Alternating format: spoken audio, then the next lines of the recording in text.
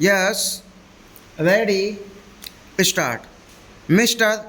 Deputy Chairman, sir, before I deal with all the issues themselves and the statement made by the Home Minister, I would like to express my deep admiration for the person who has unearthed all these facts which are the subject matter of the discussion today.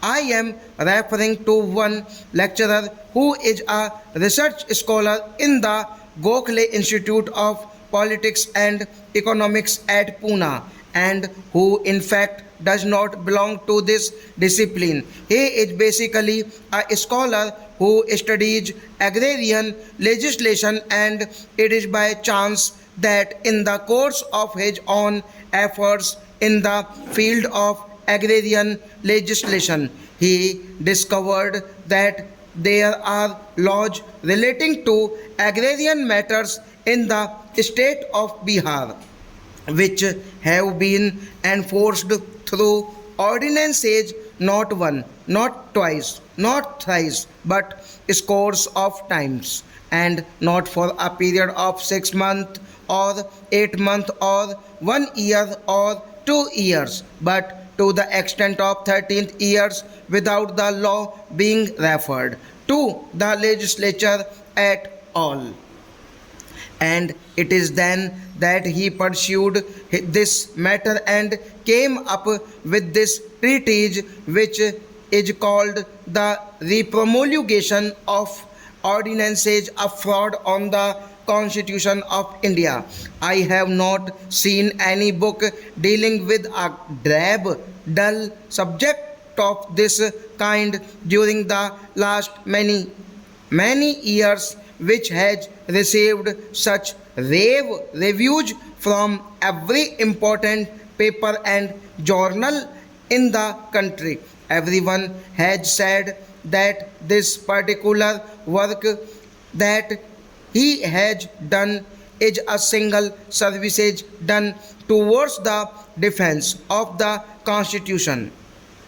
The case of constitutional integrity has been admirably served by this gentleman by unearthing and revealing all these facts. Before I would deal with the facts and come to the point, I would like to say that listening to the minister, I felt extremely disappointed.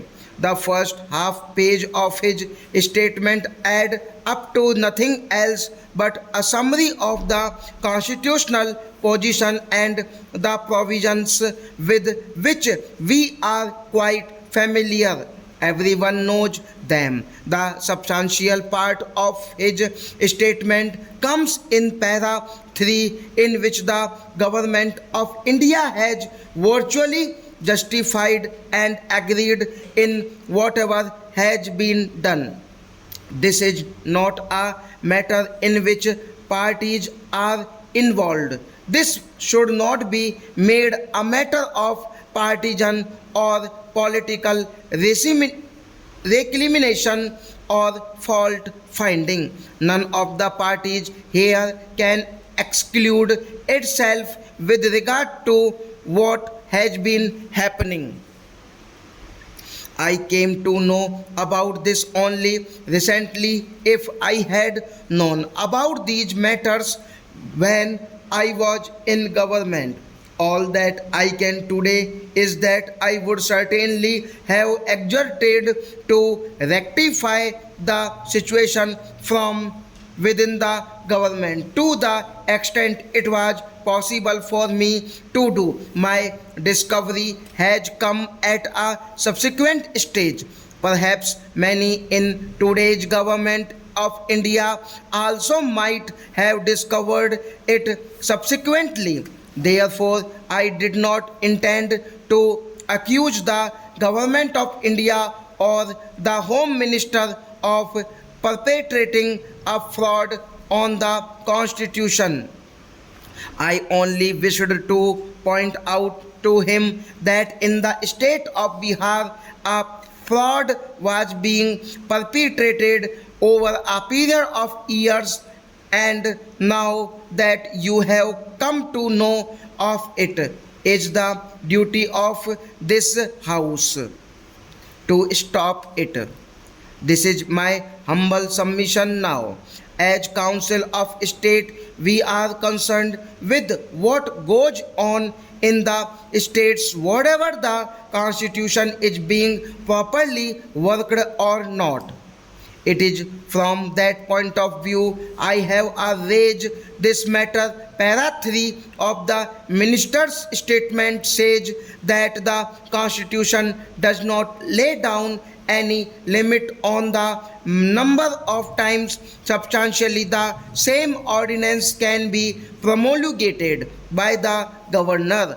That is indeed the specious argument that those who are doing to this day in and day out in Bihar would advance.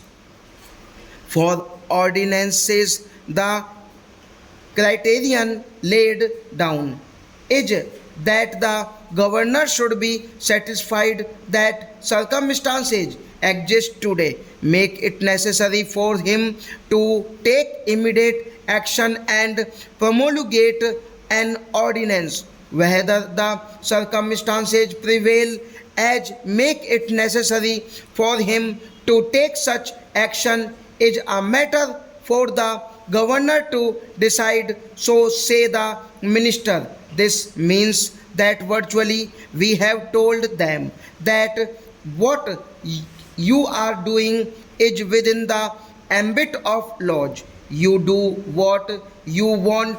We are not going to interfere.